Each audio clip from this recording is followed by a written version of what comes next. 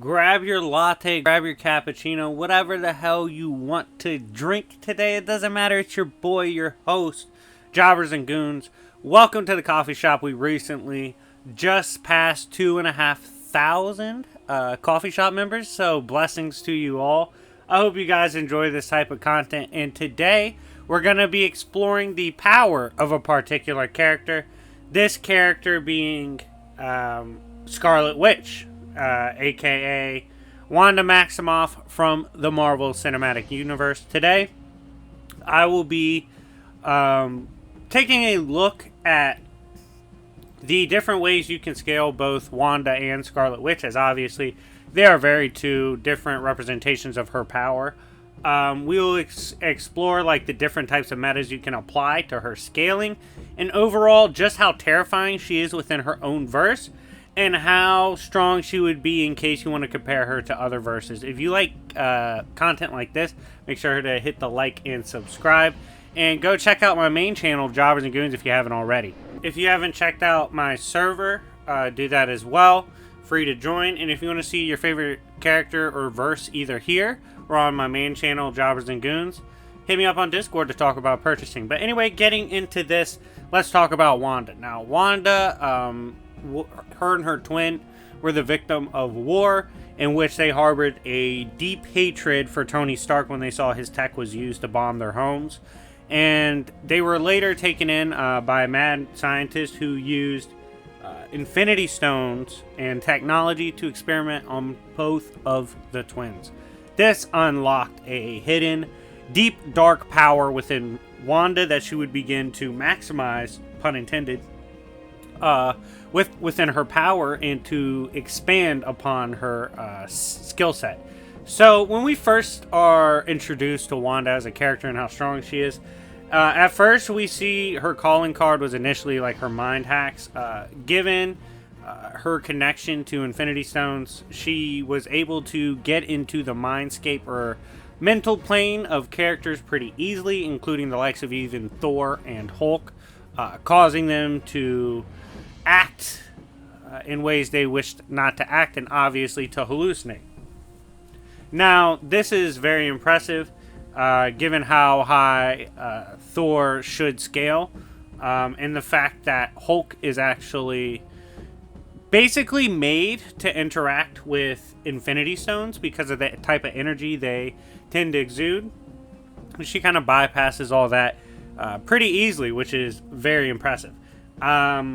However, one of Wanda's biggest downfalls, and you see it pretty early on, she's not entirely fast. You can get the drop on her pretty easily. For example, a Hawkeye later gets the drop on her. Her extent and range and area of effect early on for her powers is nothing crazy. However, her potency is actually pretty brutal. For example, we know an Ultron body was able to withstand simultaneous blast from Vision with a stone, blast from Thor, and a blast from Iron Man. Yet she has the power to completely rip through him and destroy him with energy. This is very impressive because we know obviously Thor can fight against the Ether later on with Mjolnir, which is the Reality Stone itself, which can blot out the entire universe. And we do know that the Infinity Stones have infinite power literally, and this makes sense as they are stones used to govern the different archetypal concepts that build reality. And forgers of their cosmos and realities like the Celestials even gave lesser beings like Eternals infinite cosmic power. So them having infinite power is nothing to scoff at. And we see that Ultron could withstand even a stone and Thor, right, at the same time, along with Iron Man. Yet Wanda can melt through him. This infinite power we can simplify to just say infinite 3D or 4D, universal uni plus. So Wanda's attack potency, not necessarily area of effect or range, did even early on in appearances have arguments for uni to uni plus at its peak. Obviously, if you want to lowball, like go super low, even at her weakest, Wanda casually scales above power that can level mountaintops pretty easily.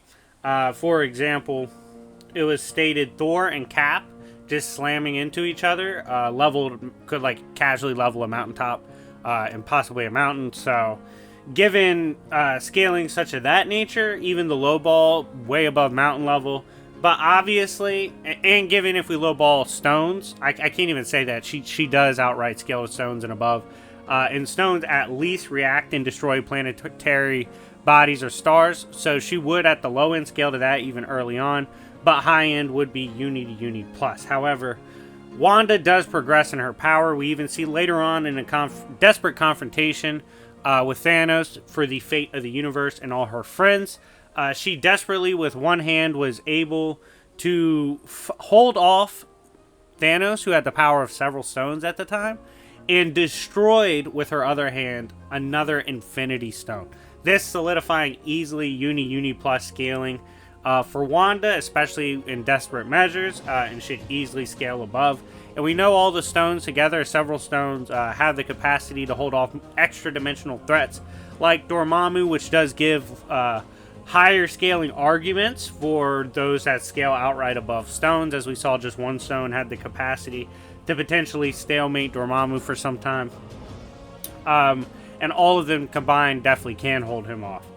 The point being that even Wanda, at her peak before ascending to Scarlet Witch status, she easily had uni plus arguments to possibly even multiversal, if we consider the fact what the full capacity of stones can do, their infinite power, the fact that they have the power of concepts. Basically, it's crazy.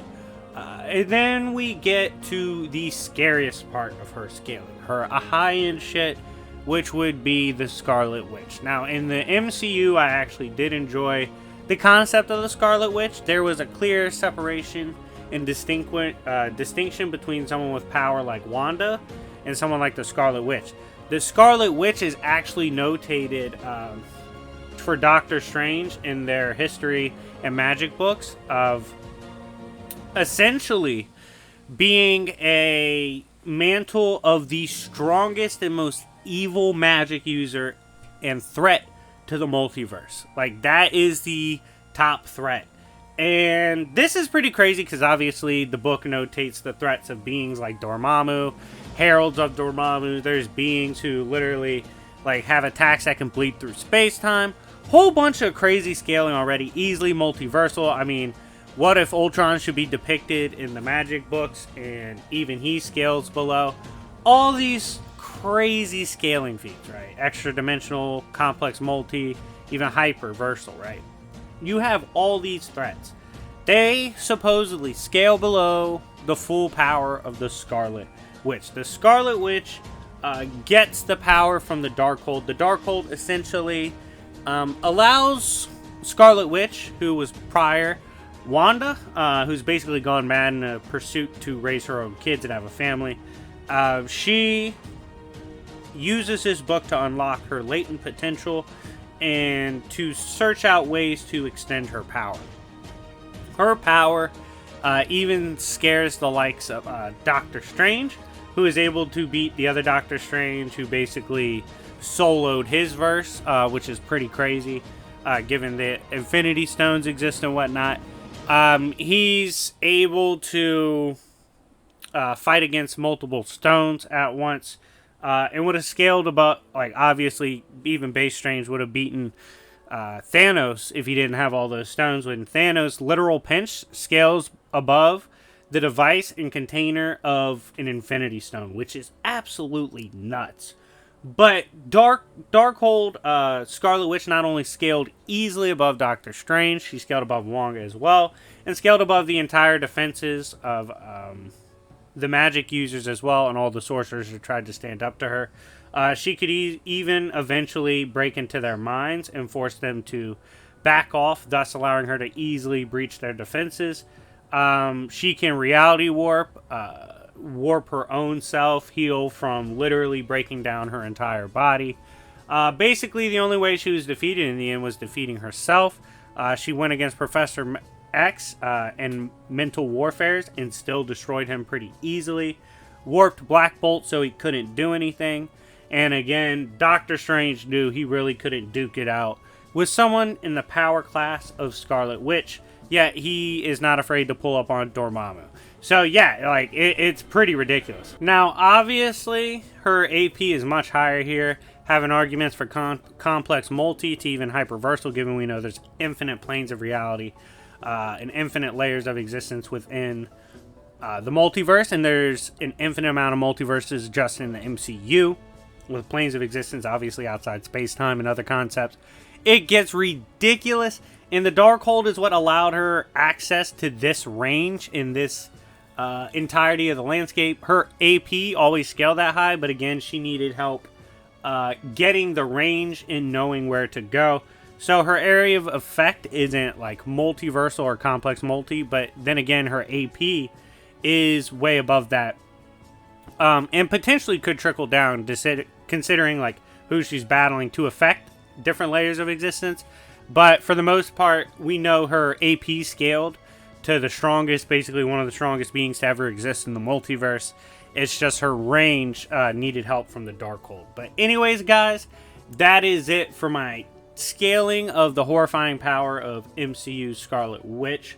Let me know what you think of her power and her scaling in the comment section down below. Her and Wanda, of course, are very powerful, with Wanda just being the nice version and had a lot less showings of raw, crazy power and not as great of statements. But Scarlet Witch definitely is a powerful figure in the MCU. Let me know what you think of her, the scaling in MCU in general. Thank you guys so much for watching. It's been your host for today, Jobbers and Goons, and I will see y'all later. Peace.